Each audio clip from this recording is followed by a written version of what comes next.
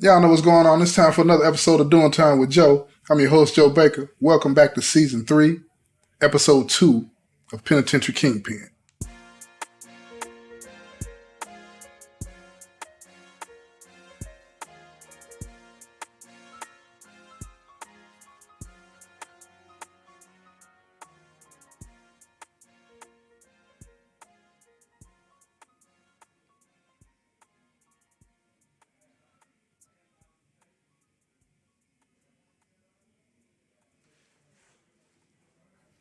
Several weeks had passed and Roxanne still hadn't told Leah what was going on. With everything that was happening, it just never seemed to be a good time to tell her. Today would be the day. She had to tell her, or she risked losing Leah as a friend, because Leah had grown tired of giving her the benefit of the doubt. Leah knew something was wrong. She knew something was going on with Roxanne, but if she didn't trust her enough to share what was going on, Leah had decided that she was going to keep her distance from Roxanne. And this would jeopardize everything. Roxanne called Leah to see if she had any plans. Hello?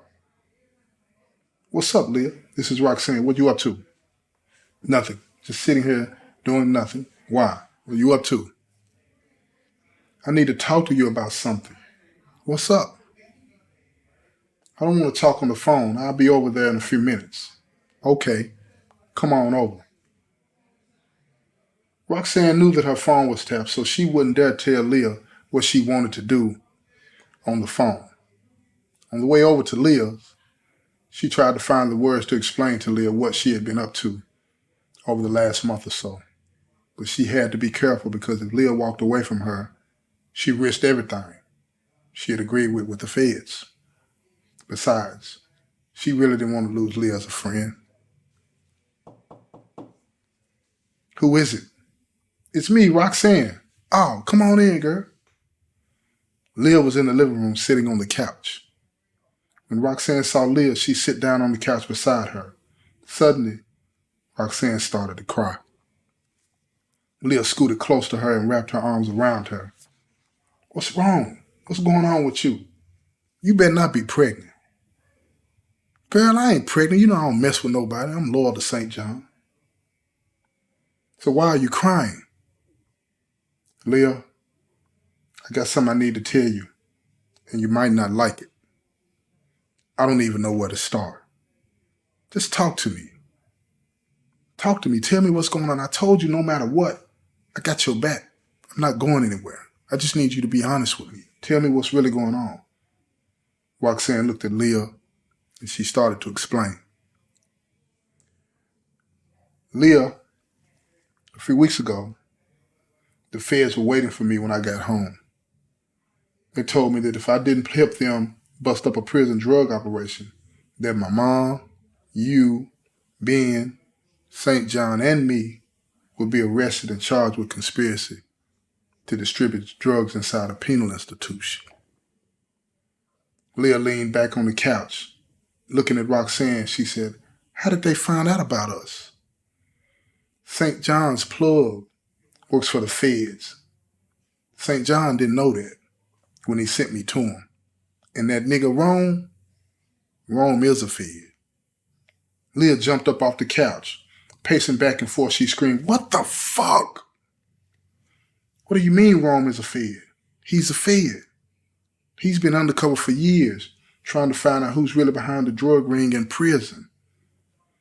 When I went and told his plug, Arthur, that he was a snitch, he cut him off. After he cut him off, he had to go into protective custody. That's when they pulled him out of prison. That's when they bumped down on me. What do you mean they pulled him out of prison? They brought him to my house. He had a badge on and everything. He's the real police. Did St. John know that his plug had sent him to you? No, he didn't know. They explained everything to me. They told me everything. How St. John worked with them when he got locked up, but he didn't know. They were the one interested in him. They told me how St. John's plug had been working with them. They explained everything to me about Rome and how I messed it up. They explained everything from A to Z. And I just felt like I had no choice because I didn't want to see everybody go to prison. So what exactly are you doing for them? I wear a wire whenever I go to buy drugs from Arthur. I'm trying to get him to tell me what's really going on, to trust me, so he'll expose the person that he's really working with in prison, who's really been covered for him all these years. I can't believe this is happening, Leah said. So why are you telling me now? I've been wanting to tell you. I just didn't know how. I didn't know what to say. Leah reached up and hugged Roxanne and told her, I don't know what we're going to do, but this is going to be okay. I got you. I don't know what I can do, but whatever you need me to do, I got you. For now, we have to keep everything between us. But I got a plan to walk away from this with some money so we can move away from this place. Leah looked at Roxanne and said, even when they got their foot on your neck, you still trying to get it, ain't you? She said, you know me. So what's your plan then? It's risky, but I think we can pull it off. For the rest of the night, Roxanne and Leah plotted out how they would come out of this bad situation with a little something other than their freedom. Freedom in the hood didn't mean anything if you didn't have money to do what you wanted to do, or so they thought. They also agreed not to say a word about it to Ben or St. John. They knew that they wouldn't understand. Men just don't. As for Arthur wanting to flirt, Leah would take care of him. If he tried anything else, she didn't mind. Ben knew that she wasn't sexually faithful anyway. As long as she kept it on the low and told him who it was, he was cool with it. So they plotted to take Arthur down by his dick. Men are weak like that, they thought.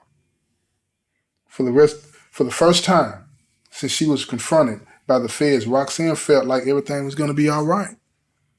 She had her friend Leah with her, and Leah was a real friend, she thought. Over the next few weeks, Roxanne continued to wear a wire and buy dope from Arthur. The feds were growing impatient, though. They sensed that she was up to something, but they didn't know what. They were watching her real close. Tonight would be the night that she would introduce Leah into the picture. If this move worked, things were going to move along quicker for everybody. After Roxanne got wired up, she drove her usual route to Arthur's place. On the way, Leah would be standing in front of the grocery store, waving her down. Roxanne went straight into actress mode because she knew that they would be listening. I got a problem, Roxanne said. Without waiting for a response, she said, my friend Leah is waving me down. I got to stop. I'll see what she wants and then I'll move on. So she pulled the car over to the side. What's up, Leah? Why are you standing out here? I was supposed to meet one of my late nights out here, but he stood me up. Can you give me a ride home? Roxanne, knowing that they were listening, said, I got something to take care of right now. It'd be hard for me to do. Leah wasn't taking no for an answer, so she opened the door and got in. Roxanne pretended to be upset, but didn't tell her to get out of the car. Where you going? You better not be creeping on St. John, girl. Nah, it ain't nothing like that. I'm on my way to pick up our stuff for visit. Oh, yeah, I'm going with you then. Roxanne hit the brakes. No, you can't go. Why not? Roxanne waited a few seconds and then said, okay, but don't be running your mouth. You know how you get. Roxanne got to the house and they both walked to the door. Before Roxanne could knock on the door, Arthur opened it with a gun in hand. Oh, it's you. Roxanne and Leah stood there spooked out. They didn't expect to be confronted with him by a gun. Come on in. Why you answer the door with a gun? I saw you pull up and she was with you. Who is she? This is my friend Leah. Arthur looking her up and down, his eyes scanning every inch of her body. Leah was stacked He liked what he saw. Leah knew he was checking her out, so she switched her hips from side to side so he could get a good look at her. Then they locked eyes. Got him, she thought. Roxanne watched Leah go to work. I don't have to worry about him anymore, she thought. Do y'all want something to drink? Nah. I'm just here to pick up. Leah wasn't turning down free drinks, so she told him, yeah, what you got? Whatever you want. I'll take a little shot of some of that Remy if you got it. I got you, Arthur said. Without saying a word, Roxanne and Leah looked at each other. They knew that they had to play this right or they would be going to jail. Ferguson, House, and Smith were listening to Roxanne and Leah, wondering what was going on. At this point, they weren't sure if Roxanne had told Leah or what. They really didn't care as long as it didn't blow the operation and got them the results. Besides, if it didn't work out, Roxanne and Leah would be going to jail. Either way, somebody was going to jail. Arthur handed Leah a shot glass filled to the rim with Remy. She downed it and handed the glass back to him for another one. Damn, girl. You don't play. No, I do not. And I'm not a girl. I'm all woman, as you can see, spinning around, bending over, twerking it for him. Yeah, I surely can. Leah got up and walked to the bar to join Arthur. It was about to go down. He had no idea what he was in for. Ferguson, Smith, and House had no idea what was about to happen. But Roxanne's plan was about to pop off. And she felt all the confidence in the world now that Leah, her best friend, was with her. This concludes this episode of Pentitentiary Kingpin. This has been another episode of Doing Time with Joe. I'm your host, Joe Baker, and I say peace, y'all.